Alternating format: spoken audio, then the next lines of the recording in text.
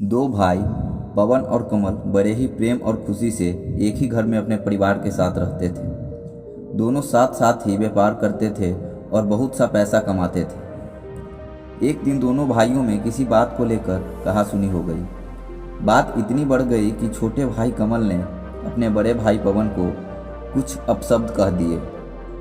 छोटे भाई द्वारा कहे गए अपशब्द बड़े भाई को बहुत बुरे लग गए और उसके दिल में बुरी तरह चुभ गए। इस घटना के बाद दोनों के बीच दरार पड़ गई। दोनों भाई उसी दिन से एक दूसरे से अलग हो गए। दोनों अलग रहने लगे और अलग ही व्यापार करने लगे। दोनों न तो कभी मिलते थे और ना ही कभी बात करते थे। इसी तरह कई साल बीत गए।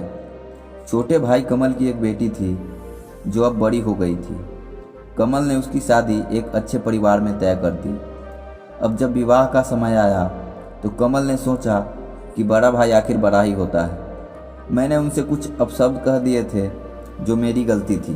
चलो अब चलकर बड़े भाई को मना लेना चाहिए। अगले ही दिन कमल अपने बड़े भाई के घर गया और पहले ही सभी बातों के लिए अपने बड़े भाई से माफ़ी मांगी और कहा, मैंने आपसे उस दिन जो अब भी अपशब्द कहे उसके लिए मैं आज बहुत शर्मिंदा हूँ। मैं उन शब्दों के लिए आपसे आज माफ़ी चाहता हूँ। मेरी बेटी की शादी तय हो चुकी है, चलिए और शादी के काम देखिए। छोटे भाई के बहुत कहने पर भी बड़ा भाई का दिल बिल्कुल भी नहीं पिघला और उसने शादी में आने से और कमल को माफ़ करने से मना कर दिया।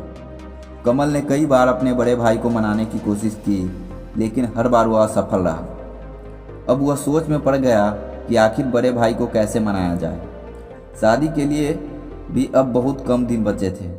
बहुत कोशिश के बाद उसे एक व्यक्ति मिला जिसने उसे बताया कि आपका बड़ा भाई नगर के सबसे बड़े ज्योतिषियों के पास हर हफ्ते जाता है और उनकी सभी बातों को मानता है। छोटा भाई तुरंत नगर के उस सबसे बड़े ज्योतिषी के पास पहुंचा और अपनी सभी बातें उन्हें बताई और उनसे प्रार्थना की। उसने अपने द्वारा कहे गए अपशब्दों के बारे में भी बताया और कहा कि उससे भूल हो गई थी, लेकिन अब किसी भी तरह वह अपने बड़े भाई को उसके शादी के घर में आने के लिए मना ही ले। ज्योतिषी बोला, ठीक है, मैं आपके बड़े भाई को मनाऊंगा। वह हर हफ्ते मेरे पास आता है और मैं हर बार उसे बहुत सी अच्छी बातें बताता हूँ। वह मेरी बातों को मानता भी है। आप जाइए, कल वह आएगा तो मैं उसे मना लूँगा। दूसरे दिन जब वह बड़ा भाई ज्योतिषी के पास पहुँचा तो ज्योतिषी बोला, तुम्हारे छोटे भाई की बेटी की शादी है, तुम क्या कार्य संभाल रहे हो? बड़ा भाई बोला, जी मैं छोटे भाई की बेटी की शादी में शामिल नहीं हो रहा हूँ। कुछ सालों पहले मेरे भाई ने मुझसे अपशब्द कहे थे, वह आज भी मेरे दिल में कांटे की तरह चुभते हैं। ज्योतिषी बोला, तुम शादी में शामिल नहीं होना चाहते, कोई बात नहीं।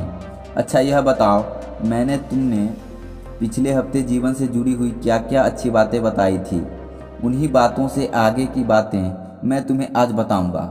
बड़ा भाई ज्योतिषी द्वारा पिछले हफ्ते कही गई बातों को याद करने की कोशिश करने लगा, लेकिन बहुत प्रयास करने के बाद भी उसे कुछ याद नहीं आया। तो ज्योतिषी बोला, देखो, मेरे द्वारा कही गई अच्छी बातें तो तुम्हें 8 दिन बाद भी याद नहीं रही और छोटे भाई द्वारा कहे गए कड़वे बोल तुम्हें वर्षों बाद आज भी बहुत अच्छी तरह याद हैं और तुम्हारे दिल में चुभ रहे हैं। जब तुम अच्छी बातों को याद नहीं रख सकते तो उन्हें अपने जीवन में कैसे अपना पाओगे, और जब जीवन में अच्छी बातों को नहीं अपनाओगे तो आगे कैसे बढ़ पाओगे? मेरे द्वारा बताई गई अच्छी बातों के काबिल तुम नहीं हो, अतः अगले हफ्ते से मेरे पास मत आना। अब बड़े भाई की आंखें खुल गई। उसे एहसास होने लगा कि अब वह गलत है और अपने छोटे भाई के साथ गलत कर रहा है। वह सोचने लगा, अब वास्तव में मैं ही गलत हूँ, क्योंकि छोटे भाई ने तो माफ़ी मांगी थी। पुरानी बातों को याद करने से कोई फ़ायदा नहीं है, अब उसे आगे की सोचना चाहिए। उसने तुरंत ज्योतिषी से माफ़ी मांगी। उसी दिन अपने छोटे भाई के घर गया और उसे गले लगाते हुए बोला, अब तुम्हें चिंता करने की कोई ज़रूरत नहीं है, तुम्हारा बड़ा भाई अब तुम्हारे साथ है। बताओ क्या क्या इंतज़ाम करना है शादी का। और इस तरह बातें करते हुए दोनों भाई बेटी की शादी की तैयारी करने लगे। इस कहानी से हमें जीवन का एक बहुत बड़ा सबक सीखने को मिलता है। आजकल लोग अपने परिवार, अपने रिश्तेदार, अपने दोस्तों और अपने मिलने वालों की बातों को बिना सोचे समझे बहुत जल्दी बुरा मान जाते हैं। उनकी बातें लोगों को कभी कभी इतनी बुरी लग जाती है कि आपस में बोलचाल तक बंद हो जाती है। कभी कभी तो बोलचाल कुछ लंबे समय तक न हो पाए तो रिश्ते भी टूट जाते हैं। सबसे बुरा तो तब होता है जब एक व्यक्ति दूसरे से माफ़ी मांगता है और सभी कहा सुनी को भूलना भी चाहता है, लेकिन दूसरा व्यक्ति पहली बातों को बार बार याद करके खुद भी दुखी होता है और माफ़ी मांगने वालों को भी दुखी करता है। वह पुरानी बातों को अपने दिल में इतनी गहराई से बैठा लेता है कि अब उसे कुछ अच्छा समझ ही नहीं आता।